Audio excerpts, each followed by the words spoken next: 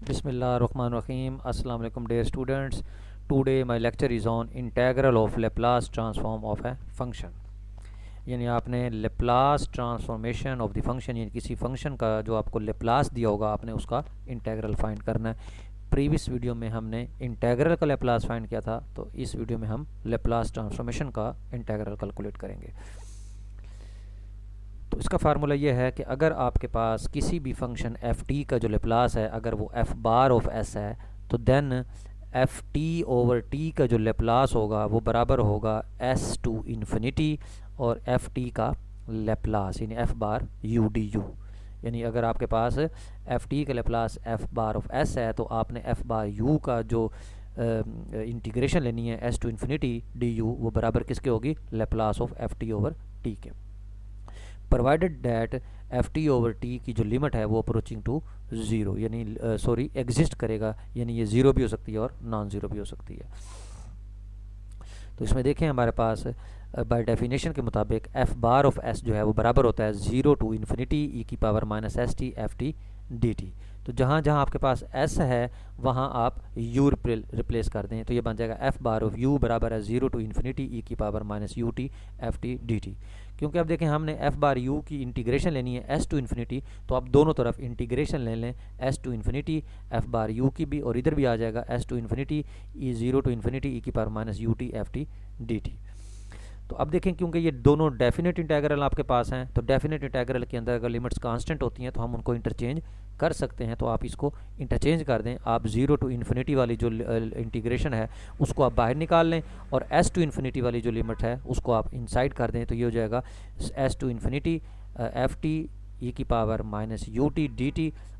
और जो d t और डी यू है क्योंकि जब हमने इंटीग्रल हमने इंटरचेंज किए हैं तो डी टी और डी यू भी आपस में इंटरचेंज हो जाएंगे, तो ये डी यू अंदर आ जाएगा डी टी बाहर चला जाएगा। तो ये देखें ये आपके पास s to infinity f t e की power minus u t d t जो है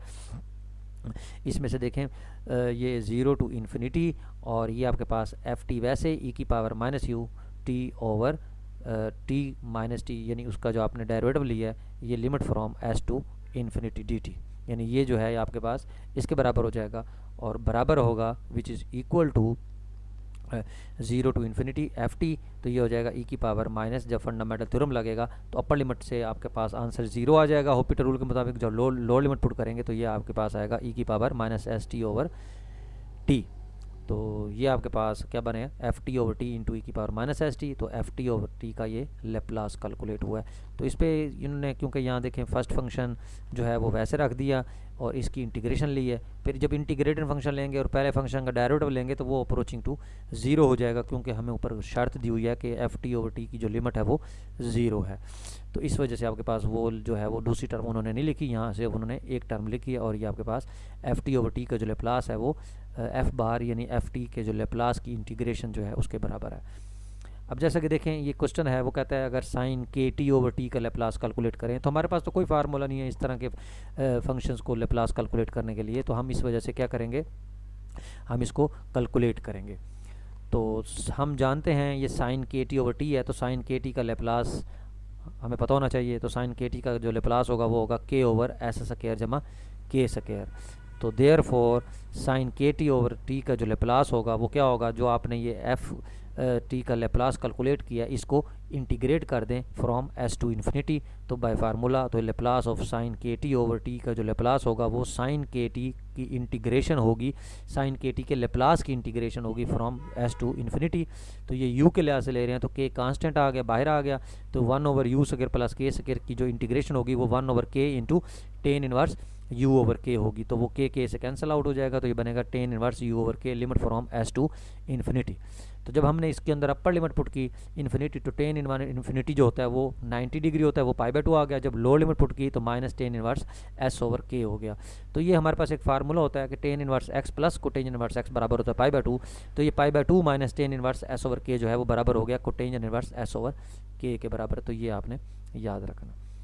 नेक्स्ट देखते हैं हमारे पास डेफिनेशन है कि यूनिट स्टेप फंक्शन की। तो यूनिट स्टेप फंक्शन का मतलब है कि ये इसकी जो है ऐसा फंक्शन पीस वाइज फंक्शन जिसकी वैल्यू जो है वो ज़ीरो होगी अगर आपके पास ये जो टी है ये इस ए से छोटा हो जाए, और इसकी वैल्यू 1 होगी अगर ये टी जो है वो इस ए से ग्रेटर देन आर इक्वल हो जाए। अब इसी तरह अगर यहाँ मैं ए को 0 ले लूँ तो इसका मतलब है यू नॉट टी की वैल्यू जो है वो 0 होगी जब टी 0 से छोटा होगा, और यू नॉट टी की वैल्यू 1 होगी जब टी 0 से बड़ा होगा। तो इसे हम क्या कहते हैं, यूनिट स्टेप फंक्शन। तो यूनिट स्टेप फंक्शन का जो लेप्लास होता है उसकी डेफिनेशन के मुताबिक आप जब इसका लेप्लास कैलकुलेट करेंगे तो बाय डेफिनेशन में ज़ाहिर बात है ये टी ए से छोटा है और टी ए से बड़ा है, तो हम इसको ब्रेक करेंगे। हम ज़ाहिर बात है 0 टू ए और ए टू इन्फिनिटी इसको पार्टीशन करेंगे, तो 0 to a to infinity. 0 to a का मतलब है ए से छोटी, तो ए से छोटे पर आपके पास फंक्शन की वैल्यू 0 है, तो ये वैल्यू ख़त्म हो जाएगी। तो ए टी जब ए से बड़ा है यानी ए से बड़ी वैल्यू पर यू नॉट ए की वैल्यू 1 है, तो जब यहाँ 1 पुट करेंगे तो जब उसके बाद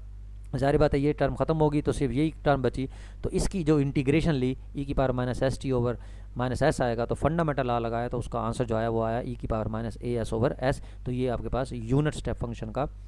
लेप्लास कैलकुलेट हो गया।